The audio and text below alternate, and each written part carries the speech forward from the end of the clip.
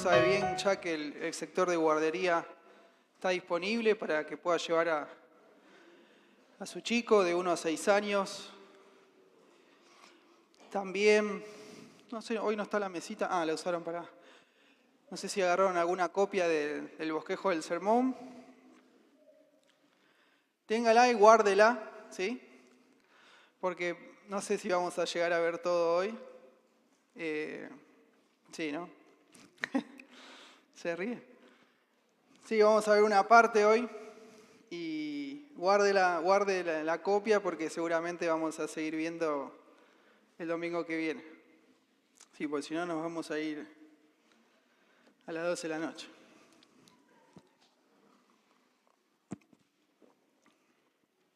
Bueno, si quieren empiecen con la grabación del audio. Vamos a empezar una serie de sermones, además de lo que el pastor Sergio está enseñando acerca de Mateo, en mi caso los Salmos.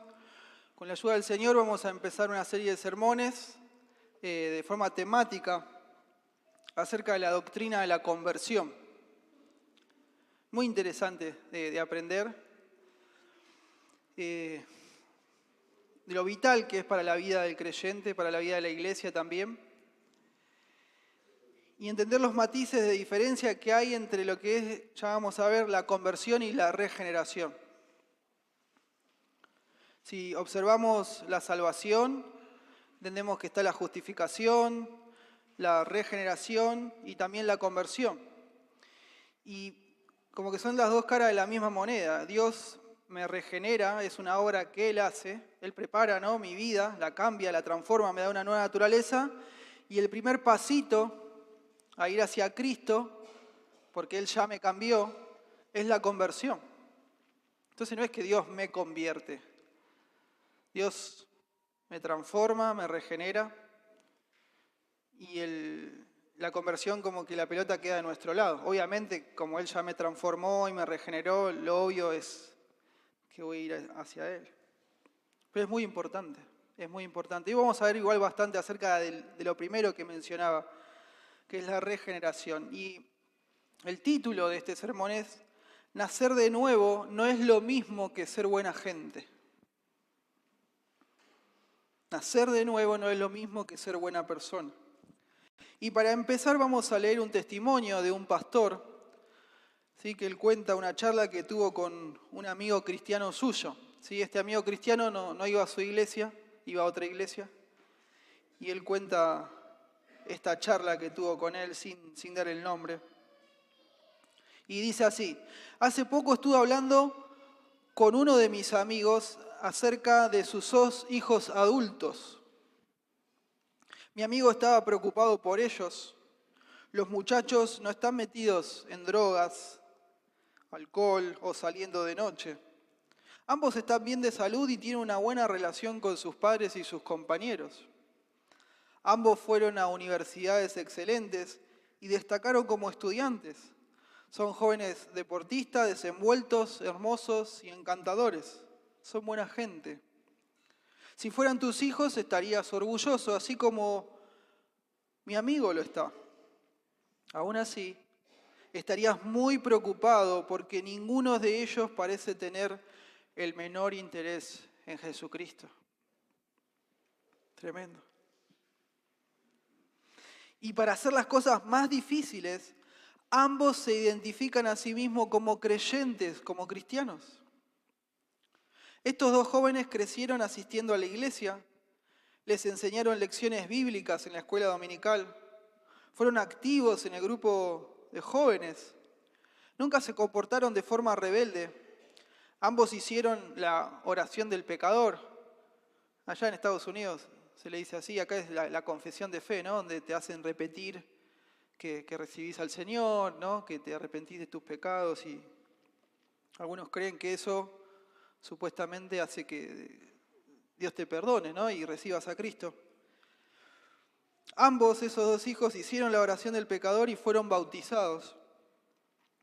Cuando se graduaron de la universidad, continuaron siendo personas, buena gente y educadas, tal y como aprendieron en la iglesia, pero simplemente se olvidaron de Jesús.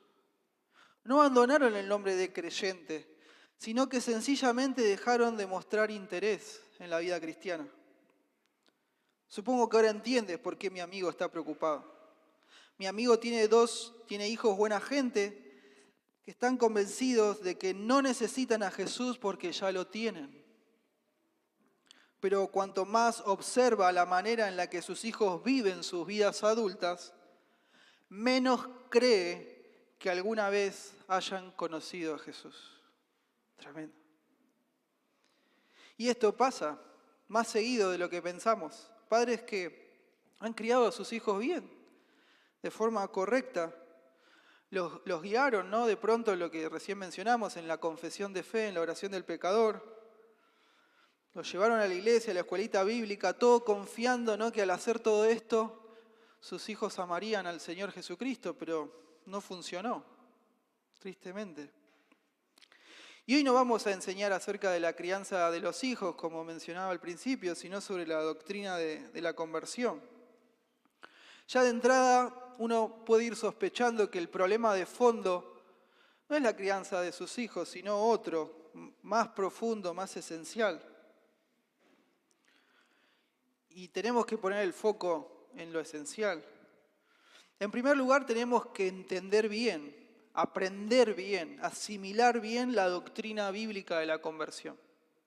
Eso es importantísimo.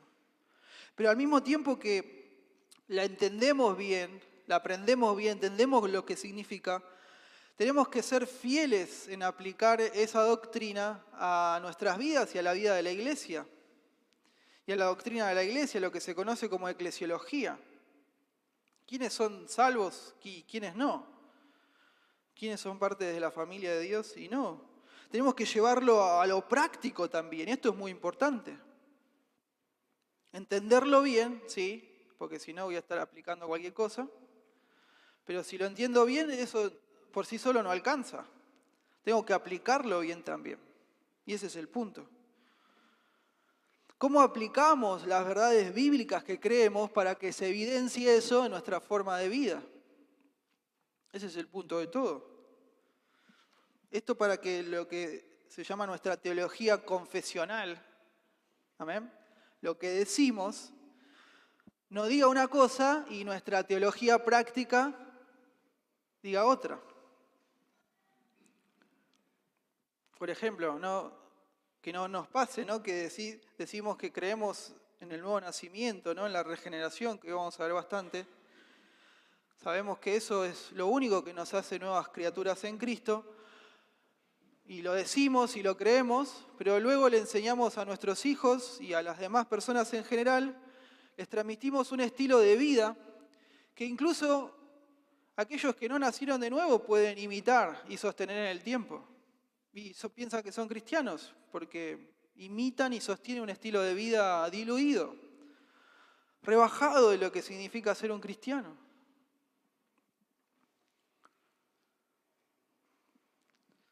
Sabemos, creemos, enseñamos que el cristianismo se basa en la fe. Ser un creyente justamente está en la palabra, no alguien que confía en Dios.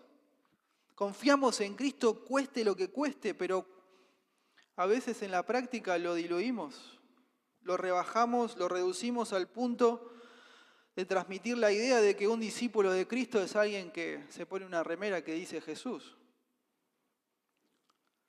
O que pone frases así de la Biblia o de los autores del momento en las redes sociales, en los estados de WhatsApp.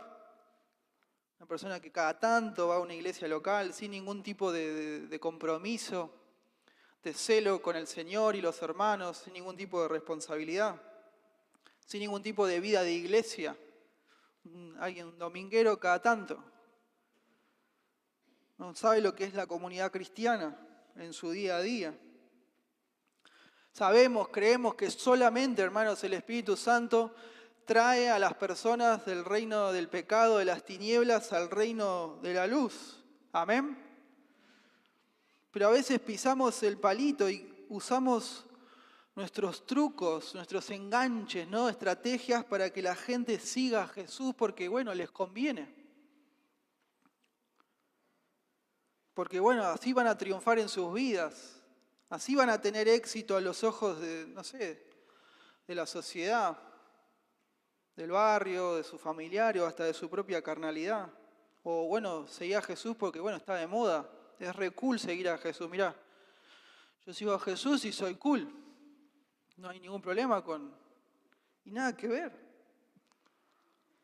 Entonces lo mismo, ¿no? Que el Señor nos ayude, que lo que afirmamos en la doctrina de la conversión sea lo que practicamos.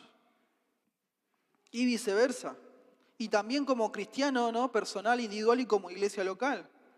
Porque si no hacemos eso, no debería sorprendernos que nuestros hijos y las demás personas también terminen siendo una imitación de lo que significa ser un creyente, un cristiano.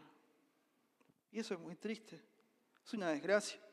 Esto afecta a padres e hijos y obvio afecta a la iglesia local, sin lugar a dudas.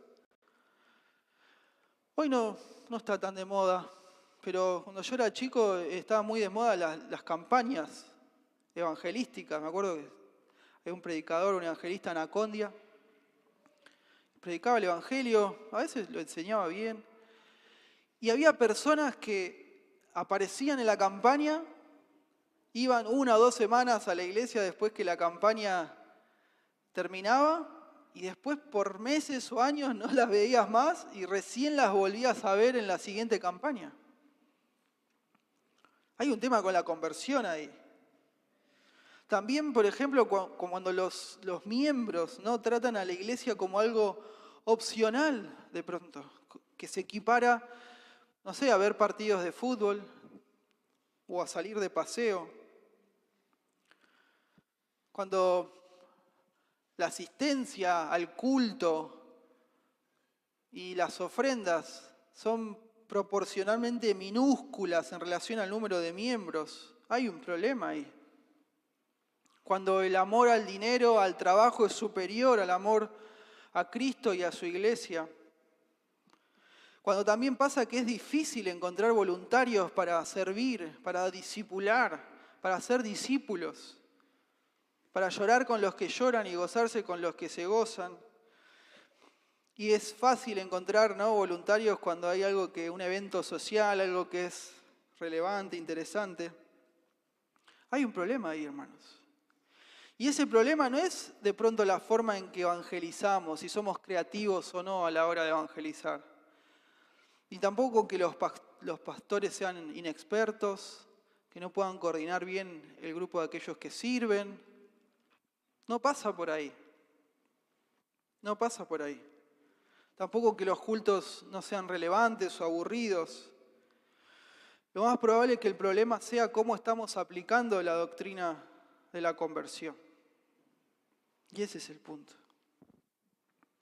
La mayoría de las veces uno tiende, ¿no?, a tratar los síntomas que están sobre la superficie, pero lo que Dios nos manda a hacer es buscar la enfermedad que está por dentro. Amén. Y eso es lo que vamos a tratar de hacer con la ayuda del Señor, con esta serie de sermones. Sí o sí, hermanos, la doctrina de la conversión cambia la vida de la iglesia, de esta iglesia y de cualquiera sea. Así es. Cambia la forma en la que evangelizamos, cómo practicamos la membresía, cómo desarrollamos el discipulado, hasta cómo llegamos a entender la iglesia como cuerpo. Le da forma a todo. Y este es el punto, y subraya esta idea. Dios crea a un pueblo, su pueblo, a través de la conversión. Hay un pastor que escribió algo y cito, dice así este pastor: si me dices cuál es la doctrina detrás de la conversión de una persona, te podré explicar un montón de cosas acerca de su iglesia local. O mejor aún, dice este pastor, dime cómo es su iglesia local y te describiré cómo aplica la doctrina de la conversión, aunque dicha persona lo exprese de forma diferente. La iglesia local vive según lo que cree. Por eso, entender bien la doctrina de la conversión significa mucho más que tener la teología correcta. significa que lo llevemos a la práctica y lo apliquemos confiando en el Señor, en su palabra, en su poder, y no diluirlo, no confiar en nuestros trucos o nuestras estrategias. ¿No? Esto significa llevar a la hora de servir prácticas que reflejen lo que creemos y que se desarrolle ese círculo virtuoso, que esas prácticas al mismo tiempo estén reforzando lo que creemos. Porque la buena teología, hermanos, la teología sana, siempre es práctica. No es algo ahí que queda, ¿no?, en lo abstracto y que nunca baja a la realidad. No.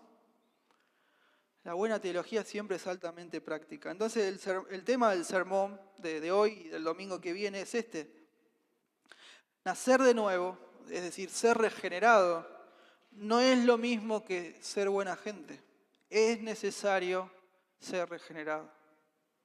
Es necesario ser regenerado. Hablamos al principio, ¿no?, de estos dos hijos de este hombre cristiano, que no son cristianos verdaderos, no son creyentes auténticos, tampoco están muy interesados en serlo, al menos por el momento. Ellos son buena gente, pero no son nuevas criaturas, todavía no nacieron de nuevo. Y esto nos lleva a hacernos ciertas preguntas acerca de la doctrina de la conversión y cómo tenemos que aplicarlo a la vida de la iglesia, las dos cosas, entenderlo bien y aplicarlo bien. Y este es el punto, Dios hace a las personas nuevas, amén, completamente nuevas, no perfectas, pero radicalmente nuevas. No es que Dios hace una persona, buena persona y listo, o buena gente y ya. No, no es eso. Miremos al Señor Jesucristo en Juan capítulo 3, cómo Él interpreta correctamente al profeta Ezequiel. En uno de los pasajes más importantes de la Biblia, junto con el de Ezequiel, obviamente, para entender la doctrina bíblica de la conversión, y ¿no?, que tiene mucho que ver con la regeneración. Juan capítulo 3.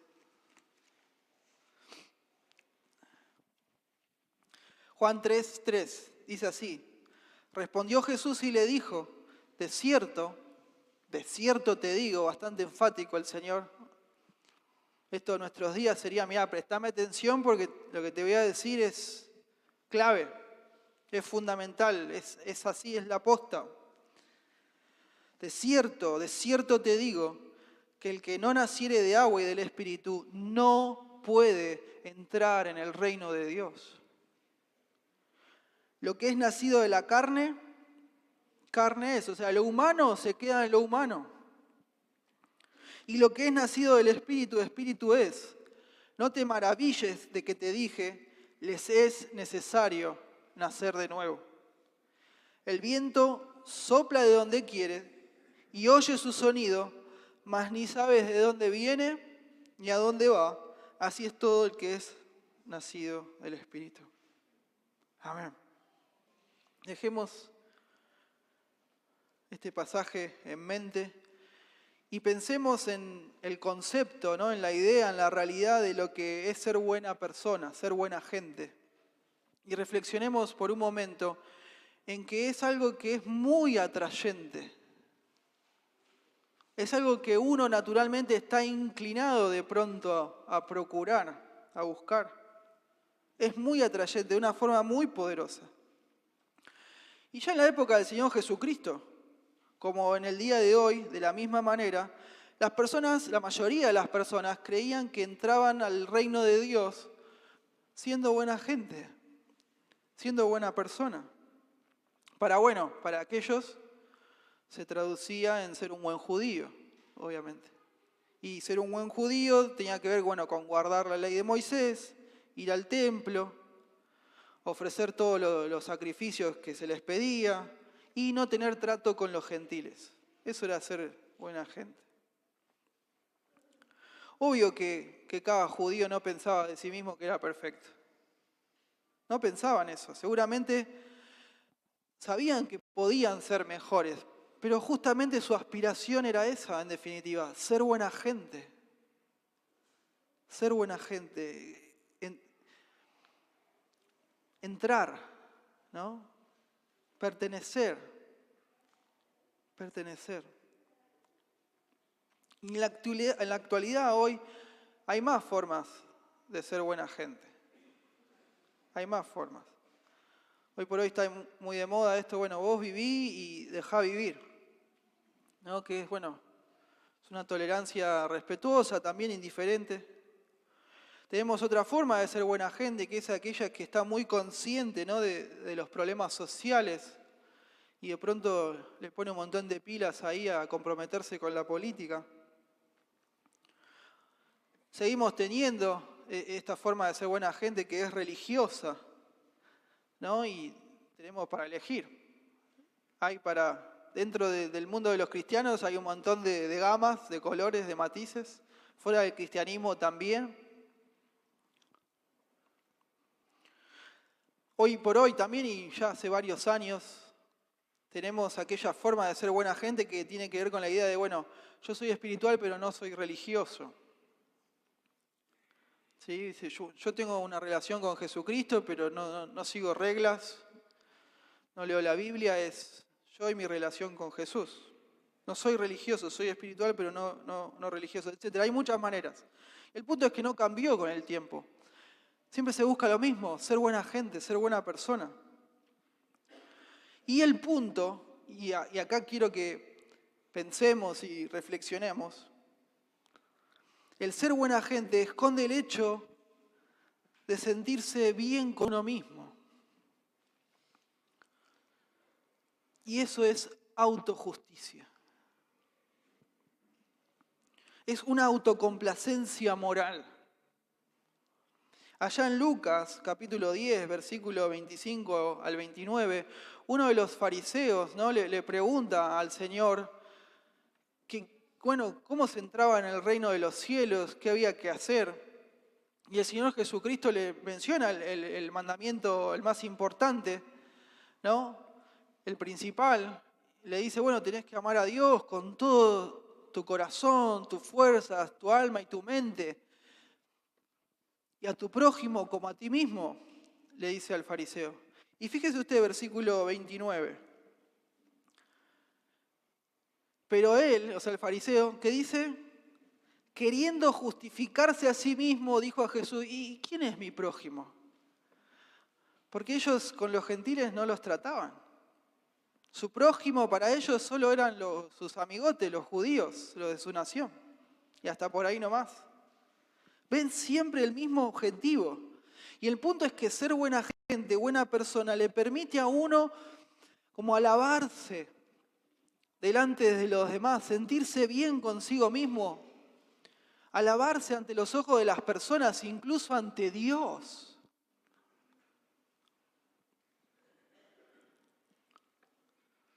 Ser buena persona, ser buena gente, le permite a usted justificarse y defender su estilo de vida ante cualquiera que le pueda demandar explicaciones, incluso Dios. Y eso es atrayente de una forma muy poderosa.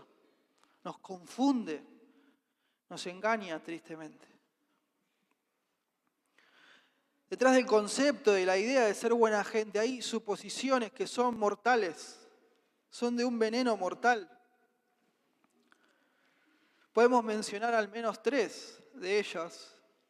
La primera es tener un punto de vista optimista del ser humano. Contrario a lo que dice la Biblia, enseñan las Escrituras. Además, tener un punto de vista diluido de Dios. No tener un alto concepto de Dios, sino algo rebajado, diluido. Y en último lugar, un punto de vista de la religión como un medio de autorreforma moral. Los 3 son tremendos.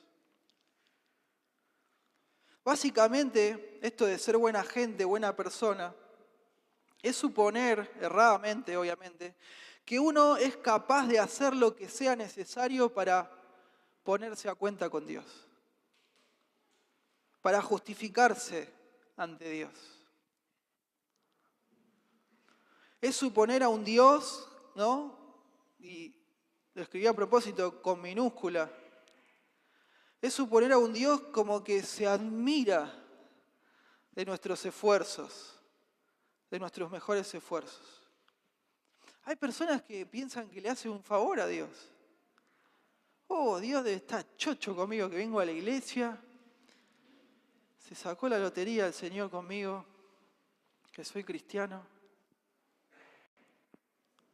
Es suponer, ¿no?, que la religión es ayudarlo a uno a convertirse en una mejor persona. Así es como funciona, entre comillas, esto de ser buena gente. Es suponer esto, bueno, Dios quiere que yo sea bueno. Yo puedo ser bueno, entonces la religión me va a ayudar a ser bueno. Tremendo. Así funciona.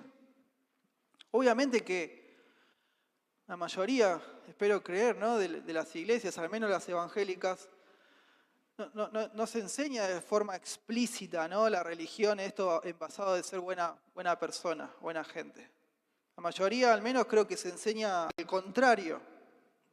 Pero ¿cómo se vive? ¿Cómo se aplica después? Porque sabemos, hermanos, usted sabe, la mayoría de las iglesias están llenas de personas que creen que Dios las va a recibir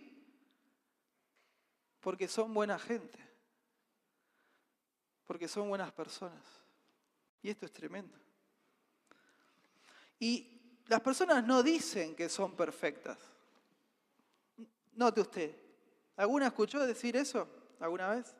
No, pero sí que son lo suficientemente buenas como para que Dios las reciba, las acepte. Y ese es un error mortal, sutil, sigiloso. No sé usted, pero yo me siento identificado. Cuando era adolescente, más o menos hace unos 20 años atrás, me empecé a preocupar, ¿no?, si Dios me iba a aceptar o no me iba a aceptar. ¿Y qué fue lo mejor que se me ocurrió hacer en ese momento? Inventarme unas reglas. Me puse unas reglas y reglas obviamente que yo consideraba que si las cumplía, Dios me iba a aceptar, me iba a recibir. Tremendo, ¿no? La misma idea. Yo puedo ser bueno. Voy a impresionar a Dios con mis esfuerzos y la religión me va a ayudar a eso. Y yo pensaba que era un creyente. Y lo terrible es que esa religión basada en ser buena gente, en buena persona, se súper ajustaba a mí, a mi corazón caído. Porque eso deseaba en definitiva, ser buena persona para justificarme a mí mismo. Y la manera de justificarme a mí mismo era siendo buena gente. Pero así no funciona, y lo sabemos. Hoy tristemente también cada vez se da más por sentado que usted no necesita convertirse, es decir, llegar a ser un verdadero cristiano. Ya no se trata más de eso. Cada vez vamos viendo y usted puede charlar con sus conocidos, con sus compañeros de trabajo, de estudio. Todo se trata cada vez más que a través de la religión, cualquiera sea, o ya ni siquiera de la religión, usted puede llegar a ser mejor persona, puede llegar a mejorar. Ese es el objetivo. Porque bueno, más o menos, ¿no?, todas las religiones tienen el mismo resultado, te hacen mejor persona, te hacen buena gente. Pero bueno, pensemos, ¿no?, si el objetivo es ese, ser mejor persona hoy de lo que fui ayer, de pronto, ¿para qué necesito la religión? ¿No? ¿Quién va a medir este proyecto que yo tengo de autojustificarme, de ser buena persona, buena gente? ¿Qué principios? ¿Los míos?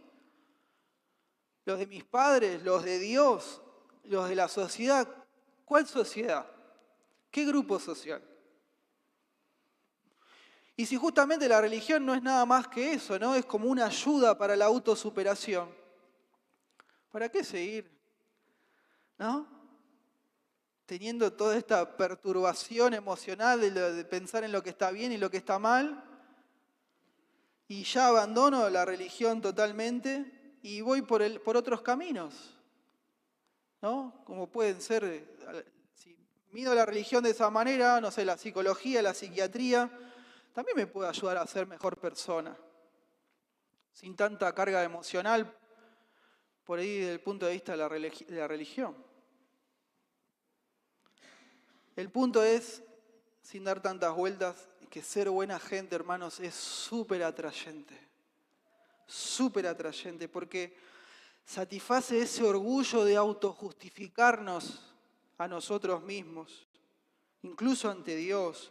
Y es una desgracia, porque reemplaza, sustituye el tener una relación de verdad correcta con Dios y con los que nos rodean, con solo el hecho de sentirnos bien con nosotros mismos. Anestesia nuestro sentido de culpabilidad, de esa conciencia que Dios nos dio, que nos convence de pecado. Ese proyecto de autojustificación calma mis ansiedades, mis inseguridades y sobre todo refuerza la ilusión de que yo soy quien controla mi destino eterno en el día del juicio final. Y es mortal. Y el punto ya vamos viendo mientras vamos desarrollando, es que nos vamos dando cuenta que para ser buena gente no se necesita a Cristo. ¿No? No se necesita a Cristo para ser buena persona. Y es a veces difícil discernir la diferencia entre ser buena gente, buena persona y alguien que ha nacido de nuevo, que ha sido regenerado. Algunas de estas razones que no nos ayudan a discernir de forma correcta es que a veces somos más tendientes a condenar los pecados de los demás que los propios. Amén. A veces también clasificamos los pecados en diferentes niveles y toleramos a algunos más que otros, especialmente aquellos que son nuestros, obvio. A veces, incluso como cristianos, no damos el suficiente tiempo a la confesión de nuestros pecados en nuestra vida devocional privada, ni tampoco en lo que es el culto con la iglesia local. A veces también somos rápidos para describir nuestros propios pecados como, bueno, errores, y no como una ofensa ante Dios. A veces también pisamos el palito y enseñamos, ¿no?, las historias de la Biblia, sobre todo del Antiguo Testamento, a los chicos o a nosotros mismos y a las demás personas, solamente como un instrumento de, bueno, seamos buenos, seamos buena gente. Mirá qué fuerza que tenía Sansón, ¿no? Mirá lo que hizo David. Y no transmitimos la necesidad, ¿no?, de confiar en Dios, cueste lo que cueste, en el Señor y en su palabra, como aquellos que fueron fieles a Dios en la Biblia, ¿no? El justo, por la fe, vivirá. Ahí no está hablando de justificación. Lo que está diciendo es que alguien que es fiel, que conoce a Dios, se va a poner en evidencia su vida porque va a ser alguien que permanece confiando en Él y no tira la toalla. ¿Quieren ver a alguien fiel a Dios, a alguien justo? Es alguien que vive confiando en Él. De eso se trata de ser un creyente, no está en la palabra. Alguien que confía en el Señor y en su palabra, en lo que Él dice.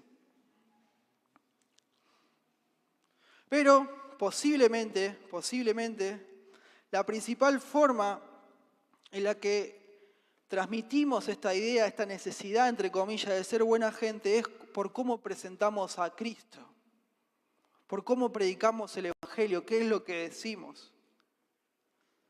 Y muchas veces pisamos el palito de recomendar a Cristo y el Evangelio como una forma, un método de superación moral, de superación personal. Incluso hasta a veces se predica de la cruz y del pecado.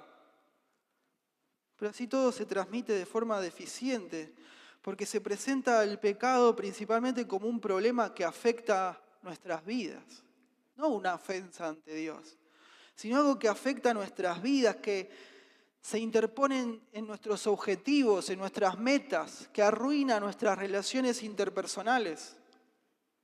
Y presentamos a Cristo como aquel que puede cambiar todo eso. Le decimos a las personas, bueno, Cristo puede mejorar tu matrimonio, puede unir a la familia, puede ayudarte en la crianza de tus hijos. Jesús puede traer amor, gozo, paz a tus hogares, puede hacer que tengas un mejor trabajo, que te asciendan. Lo vendemos así. Venía Jesús, Él puede cambiar tu vida. Y obvio que Cristo cambia las vidas de los suyos, amén, de los creyentes verdaderos.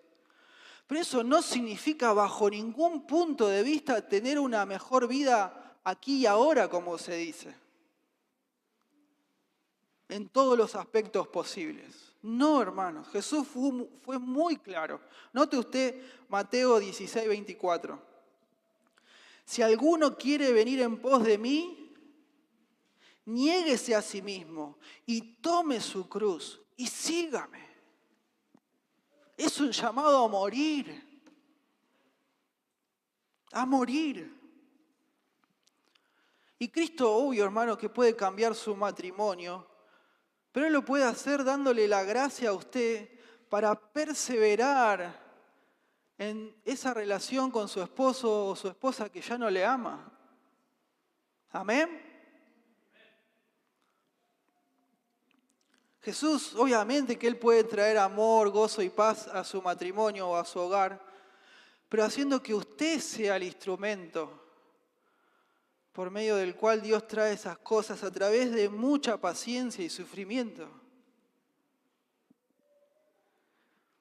Cristo puede hacer que a usted le promocionen en su trabajo, pero cambiando su actitud, en lugar de cambiar las demás cosas a su alrededor. No debemos presentar a Cristo, a los incrédulos, como una solución a toda la lista de sus problemas. Porque Él no es eso, no es Papá Noel, no es el genio de la lámpara de Aladino. Él, obvio, puede hacer lo que Él quiere, pero no lo vamos a mandar a Dios y a forzar. No se trata de eso.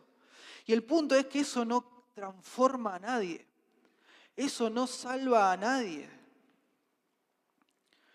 Y para los que ya estamos, ¿no?, en la iglesia, sea convertidos o no, porque un número de tantas personas es probable, es obvio que no todos seamos convertidos. Tenemos que predicarnos a nosotros mismos, hermanos, y recordarnos que no se trata de que Cristo venga a mejorarnos. Él no viene a nuestras vidas a mejorarnos. Él llama a sus seguidores a morir a uno mismo, a dar la vida por Él, por su causa, por los que son del Señor, por la familia de la fe. Y para esto tenemos que ser nuevas criaturas, nacer de nuevo, ser regenerado, no ser buena gente y ya, no. Y como sugerimos al principio de este punto, quizás esta sea la razón por la cual muchos se apartan de seguir a Cristo. No es que renunciaron a ser buena gente, es que probablemente se dieron cuenta de que para ser buenas personas no se necesita a Cristo. Pero no se trata de ser buena persona, no se trata de ser buena gente.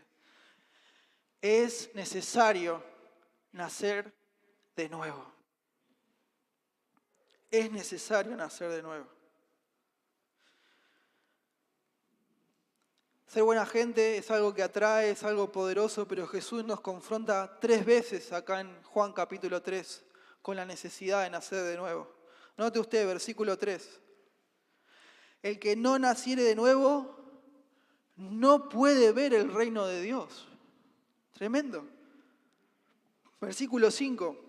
El que no naciere de agua y del Espíritu no puede entrar en el reino de Dios. Versículo 7. Les es necesario nacer de nuevo. Tremendo.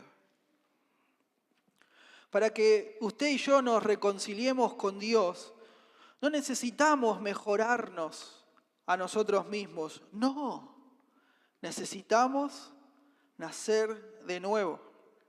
Y la Biblia usa varios conceptos teológicos para describir lo que Jesús dice en esta parte. En primer lugar tenemos la regeneración. Significa nacer de nuevo y hace hincapié en el origen divino de esa nueva vida. Fíjese usted, 1 de Pedro 1:3. Bendito el Dios y Padre nuestro Señor Jesucristo, que según su grande misericordia nos hizo renacer para una esperanza viva por la resurrección de Jesucristo entre los muertos. En segundo lugar, tenemos la recreación. Significa ser recreados, hermanos, como una parte anticipada de lo que va a ser en el futuro. Fíjese usted, 2 Corintios 5:17. De modo que si alguno está en Cristo, nueva criatura es. Las cosas viejas pasaron, he aquí todas son hechas nuevas. Y por último, la transformación, que significa recibir una nueva naturaleza. Amigo, mi amiga, hermanos, tiene que ocurrir un cambio radical en uno. Radical. Es muy interesante que la Biblia en ninguna parte usa la palabra reforma para describir lo que Jesús está diciendo en esta parte. Uno de pronto puede reformar una iglesia que no está enseñando la Biblia y que empiece a enseñar la Biblia. Llevándolo para otro lado, uno puede reformar un poco su casa, pintar las paredes, cambiar los pisos. Pero con un corazón muerto no se puede. Es necesario nacer de nuevo. El cambio personal que Jesús está hablando en esta parte va muchísimo más allá. Llega hasta la esencia, a lo profundo de nuestra naturaleza. Según la Biblia sabemos bien que Dios nos creó a los seres humanos para adorarlo, para amarlo, para encontrar en Él nuestra satisfacción más profunda. Así era nuestra naturaleza cuando Dios nos creó en el principio, pero caímos, pecamos. Cuando nuestros primeros padres pecaron y se rebelaron contra Dios, no solo pecaron y le desobedecieron, sino que al mismo tiempo corrompieron su naturaleza. Y nosotros todos descendemos de ellos y lo heredamos. Esto es lo que en teología se conoce como el pecado original. Y ninguna obra humana, ni tampoco ningún rito lo saca. Hay religiones que creen que, no sé, el bautismo es un rito que quita el pecado original, pero no es cierto. No está en la Biblia eso. Fuimos creados originalmente con una naturaleza que amaba a Dios antes de la caída, pero ahora, después de la caída, tenemos una naturaleza que se inclina a amarnos a nosotros mismos, a amar nuestro pecado. Pablo en Efesios 2, del 1 al 3, afirma que nosotros nacemos en nuestros delitos y pecados y caminamos según los deseos de Dios, no, de nuestra propia carne. Por eso ser buena gente no cambia nada. No cambia nada. Tenemos que ser creados de nuevo, nacer de nuevo, ser regenerados. Y ya vamos terminando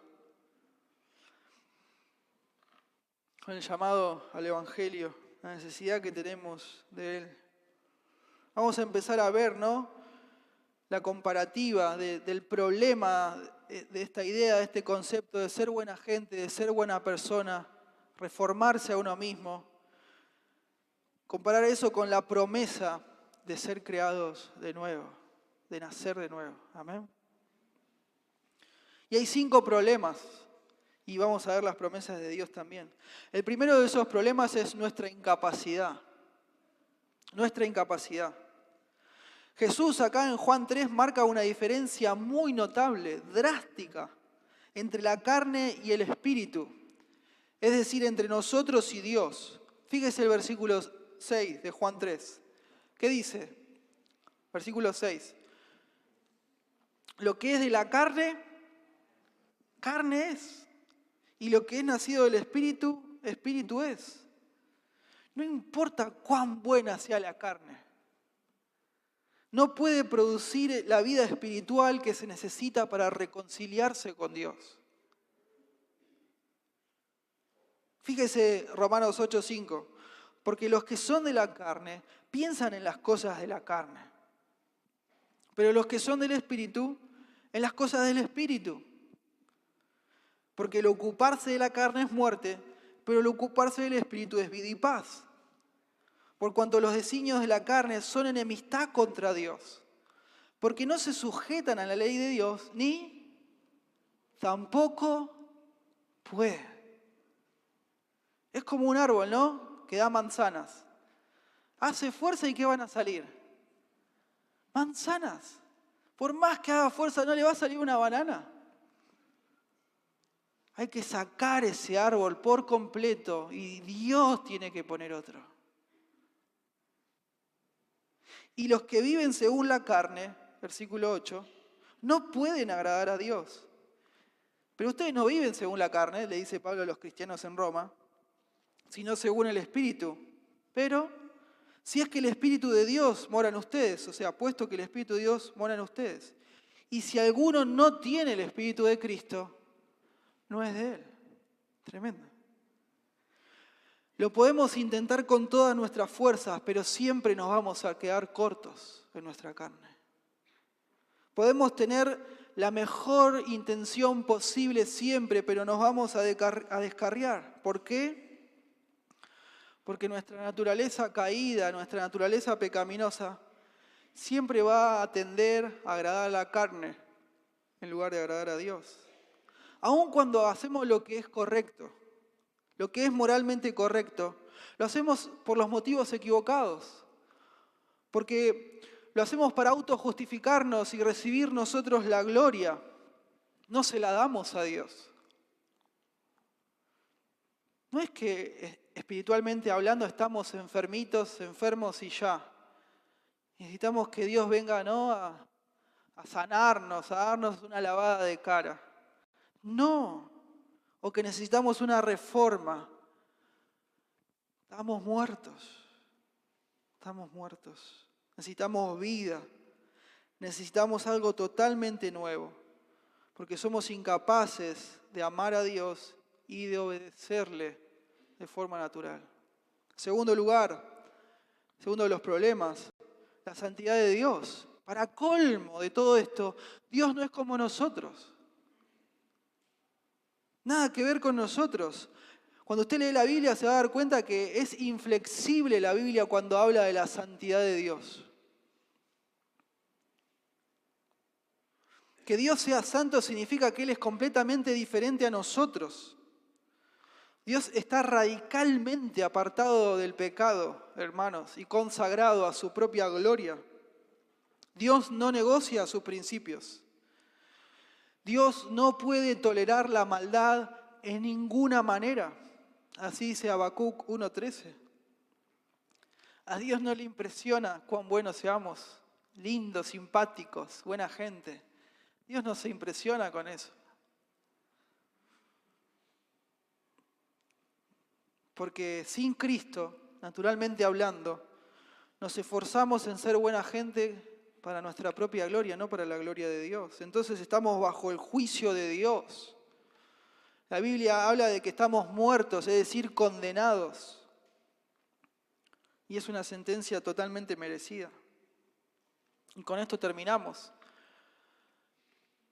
La respuesta, ¿no?, a nuestros problemas, a nuestra incapacidad, al contraste enorme que tenemos con la santidad de Dios, Dios da su gracia. Amén. Hay buenas noticias, no es todo. Vayamos y nos tiramos, ¿no?, a llorar sin esperanza. Hay buenas noticias. Dios muestra su gracia. Él tomó la iniciativa para salvarnos. Aun cuando éramos sus enemigos, Dios envió a su Hijo para que se encarnara como hombre y viviera la vida que nosotros debíamos haber vivido en la creación original. Jesús no vivió en este mundo siendo buena gente o buena persona y ya. No, Él vivió una vida perfecta y sin pecado. Una vida dedicada totalmente, todos los segundos, a la gloria de Dios. Y estando en esa condición de perfección, de blancura, de hermosura, sin pecado, Él ofreció su vida en la cruz como sacrificio, sustituto, tomando la ira de Dios sobre sí mismo. No es la ira del Padre, es la ira de Dios, porque Jesucristo también es Dios. Él también exigía que la justicia divina sea completada, satisfecha.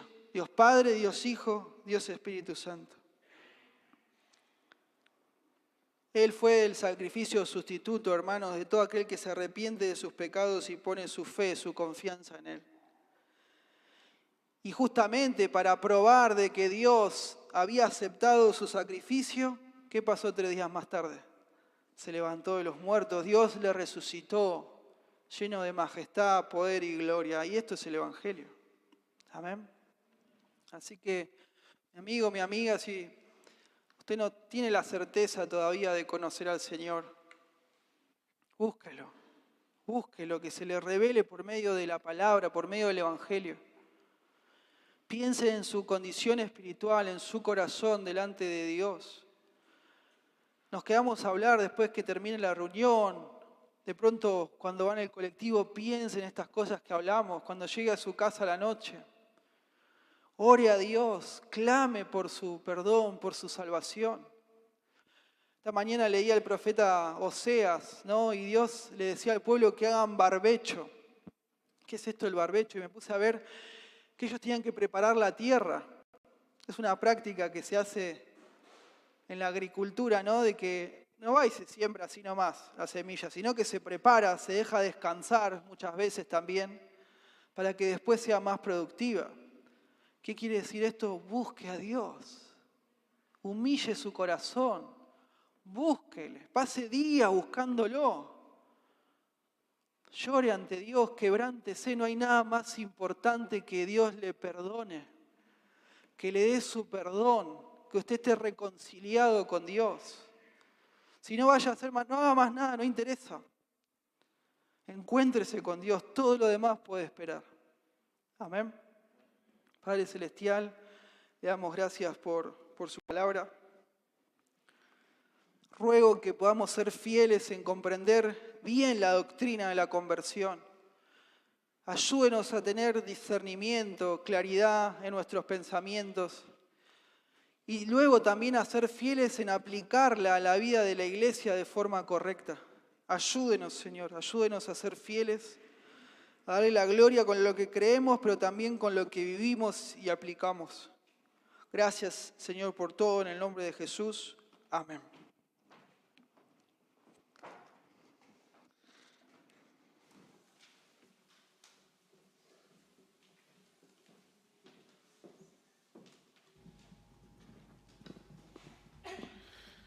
Pongámonos de pie.